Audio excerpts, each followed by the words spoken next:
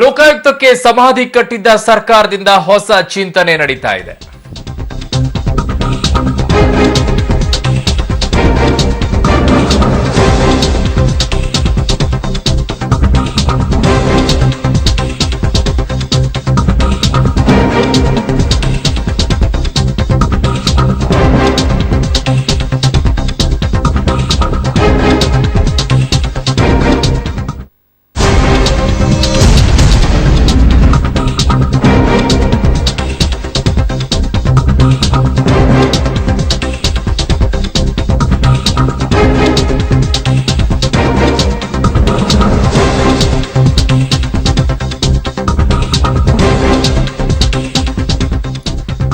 ಬದುಕಿದ್ದಾಗಲೇ ಅದರ ಕುತ್ತಿಗೆಯನ್ನ ಹಿಚ್ಕಿದ್ದಂತಹ ಸರ್ಕಾರ ಈಗ ಹೊಸ ಚಿಂತನೆಯನ್ನ ಮಾಡ್ತಾ ಇದೆ. ಲೋಕಾಯುಕ್ತಕ್ಕೆ ಸಮಾಧಿ ಕಟ್ಟಿದಂತಹ ಸರ್ಕಾರದಿಂದ ಹೊಸ ಚಿಂತನೆ ನಡೀತಾ ಇದೆ. ನೂತನ ಲೋಕಾಯುಕ್ತ ನೇಮಕಕ್ಕೆ ಸಿದ್ದು ಸರ್ಕಾರ ಮುಂದಾಗಿದೆ.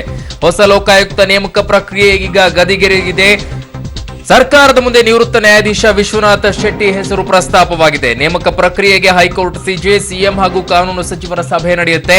ಶೀಘ್ರದಲ್ಲೇ ಸಿಜೆ, ಸಿಎಂ ಹಾಗೂ ಕಾನೂನು ಸಚಿವರ ಸಭೆ ನಡೆಯಲಿದೆ. ಮುಂದಿನ ತಿಂಗಳು ಒಮ್ಮತದಿಂದ ನೂತನ ಲೋಕಾಯುಕ್ತರ ನೇಮಕ ಸಾಧ್ಯತೆ ಇದೆ. ಅಂದ್ರೆ ಹೊಸ ವರ್ಷಕ್ಕೆ ಹೊಸ ಲೋಕಾಯುಕ್ತ ನೇಮಕ ಆಗೋ ಸಾಧ್ಯತೆ ಇದೆ. ಲೋಕಾಯುಕ್ತಕ್ಕೆ ಮರುಜೀವ ಕೊಡೋಕೆ ಸರ್ಕಾರ ನಿರ್ಧಾರ ಮಾಡಿದಂತೆ ಕಾಣ್ತಾ ಇದೆ.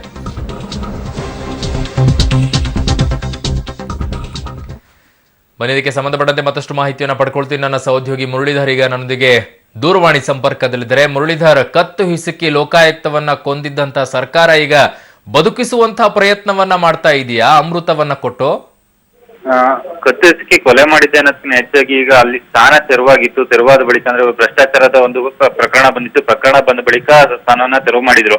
ಆದ್ರೆ ಲೋಕಾಯುಕ್ತರನ್ನ ಮಾತ್ರ ನೇಮಕ ಮಾಡ್ತಿದ್ದಾರೆ ಹೊರತು ಲೋಕಾಯುಕ್ತಕ್ಕಿದ್ದಂತ ಪೊಲೀಸ್ ವಿಂಗ್ ನ ಅಧಿಕಾರ ಏನಿತ್ತು ಅದನ್ನೇನು ವಾಪಸ್ ಏನು ಕೊಡ್ತಾ ಇಲ್ಲ. ಲೋಕಾಯುಕ್ತ ಸ್ಥಾನ ಖಾಲಿ ಇದೆ. ಖಾಲಿ ಇರೋ ಜಾಗಕ್ಕೆ ನಾವೀಗ ತುಂಬ್ತಾ ಇದೀವಿ ಅಂತ, ಆ ಪ್ಲೇಸ್ಗೆ ಇನ್ನೊಬ್ರು ಲೋಕಾಯುಕ್ತರನ್ನ ತರ್ತಾ ಇದೀವಿ ಅಂತ ಹೇಳ್ತಾರಂತ. ಅದು ಮಾಮೂಲಿ ಹಲ್ಕಿತ ಹಾವಿನಂತೆ ಕರ್ತವ್ಯವನ್ನ ನಿರ್ವಹಿಸುತ್ತೆ. ಅದೇ ಲೋಕಾಯುಕ್ತರ ಆಗಿ ಹೊಸಬ್ರು ಬರ್ತಾರೆ ಅನ್ನೋದಷ್ಟೇ ಈಗ ಹೊಸ ವಿಚಾರ ಆಗಿರುವಂತದ್ದು. ಅಂದ್ರೆ ಈಗಾಗಲೇ ಅದಕ್ಕೆ ಒಂದು ಕಸರತ್ತನ್ನು ಸಹ ನಡೆಸ್ತಾ ಇದ್ದಾರೆ. ಜೊತೆಗೆ ತಯಾರಿ ಪೂರ್ವ ಯಾವ ಶಕ್ತಿ ಇಲ್ಲ ಅಂತ ಅನ್ಸುತ್ತೆ ಅಲ್ವಾ ಮುರಳೀಧರ್? ಖಂಡಿತವಾಗಿ ಅರುಣ್, ಏನಂದ್ರೆ ಈಗಾಗಲೇ ಲೋಕಾಯುಕ್ತಕ್ಕಿದ್ದಂತ ಪವರ್ ಅನ್ನ ಎಸಿಬಿ ಅಂದ್ರೆ ಎಸಿಬಿಗೆ ಈಗಾಗಲೇ ಭ್ರಷ್ಟಾಚಾರ ಇಲಾಖೆ ಒಂದು ಏನಿತ್ತು ಅದನ್ನ ಮಾಡಿದ್ದಾರೆ. ಅದಕ್ಕೋಸ್ಕರ ಈಗ ಅದೆಲ್ಲ ಸಂಪೂರ್ಣವಾಗಿ ರೇಡ್ ಮಾಡೋಂಥದ್ದು ಇರ್ಬೋದು, ಜೊತೆಗೆ ಪ್ರಕರಣ ದಾಖಲಿಸುವಂಥದ್ದು ಬಂದಂಥದ್ದೆಲ್ಲ ಎಸಿಬಿ ಕೊಟ್ಟಿರೋ ಹಿನ್ನೆಲೆ ಲೋಕಾಯುಕ್ತ ಹಲ್ಕಿತ ಹಾವಿನಂತೆ ಮಾಮೂಲಿ ಕಾರ್ಯಾಚರಣೆ ಮಾಡುತ್ತೆ. ಆದ್ರೆ ಹೊಸ ಲೋಕಾಯುಕ್ತರನ್ನ ನೇಮಕ ಮಾಡಿ ಈಗ ಮರುಜೀವನ ಕೊಟ್ಟಿರುವಂತದ್ದು. ಅರುಣ್, ಓಕೆ ಮುರಳೀಧರ್, ನಿಮ್ಮೆಲ್ಲ ಮಾಹಿತಿಗೆ ಧನ್ಯವಾದಗಳು. ದುರ್ಭಿಕ್ಷ ಮಾಸದಿಂದ ಸುಭಿಕ್ಷ ಮಾಸದ ಕಡೆಗೆ ಹೆಜ್ಜೆ ಹಾಕುತ್ತೀವೋ ಅಥವಾ ಹೊಸ ವರ್ಷವು ಹಳೆಯ ವರ್ಷದಂತೆ ಹೆಜ್ಜೆ ಹಾಕುತ್ತಾ ಸಾಗುತ್ತೀವೋ ಗೊತ್ತಿಲ್ಲ. ಈ ಎಲ್ಲದಕ್ಕೂ ಇನ್ನು 3 ದಿನಗಳ ಕಾಲಾವಕಾಶ ಇದೆ. ಆದರೆ 3 ದಿನಗಳ ಒಳಗೆ ಇದ್ಯಾವುದು ಬಗೆಹರಿಯುವುದಿಲ್ಲ. ಕಾರಣ ಧೂಳು ಎದ್ದಿದೆ.